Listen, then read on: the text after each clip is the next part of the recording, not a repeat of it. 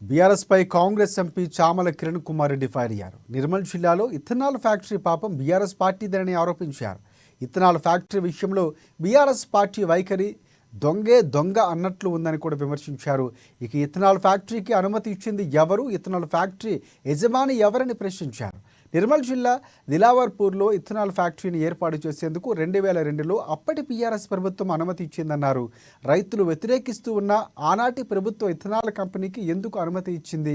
BRS నేత తలసాని శ్రీనివాస్ యాదవ్ కుటుంబానికి చెందిన కంపెనీ కాబట్టి ఇష్టారాజ్యంగా అనుమతులు ఇచ్చిన విషయం వాస్తవం కాదా అని ప్రశ్నలు లేవనెత్తారు. గత ప్రభుత్వంలో చేస్తున్న తప్పులు ఇప్పుడు ఉన్న ప్రభుత్వంపై రుద్ది ప్రజలను తప్పుదోవ పట్టిస్తున్నారని మండిపడ్డారు.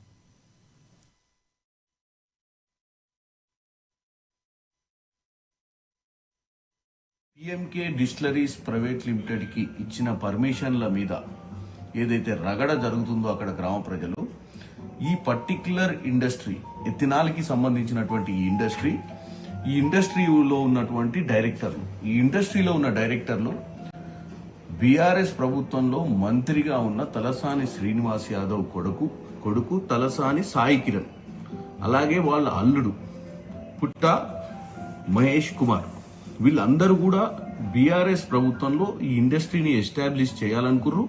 ఈ ఇండస్ట్రీస్కి సంబంధించిన పర్మిషన్లన్నీ కూడా బీఆర్ఎస్ హయాంలో తెచ్చుకోవడం జరిగింది. నిన్న ఇక్కడ నిర్మల్లో జరుగుతున్నటువంటి ఈ సమస్యను అక్కడ ఉన్నటువంటి ప్రజలు వ్యతిరేకిస్తున్నది మీ అందరు గమనిస్తుర్రు.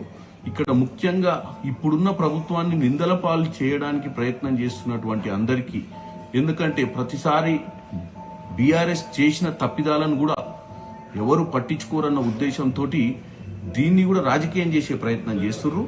దిలావర్పూర్ ప్రజలు అందరు తెలుసుకోవాల్సింది ఏంటంటే ఈ ఇండస్ట్రీ ఏదైతే కలుషితానికి గురవుతుందని మీరందరూ కూడా ఈరోజు ఆందోళనలు చేస్తుర్రో, ఈ ఇండస్ట్రీ బీఆర్ఎస్ ప్రభుత్వంలో బీఆర్ఎస్ నాయకుల కోసం తెచ్చినటువంటి ఇండస్ట్రీ.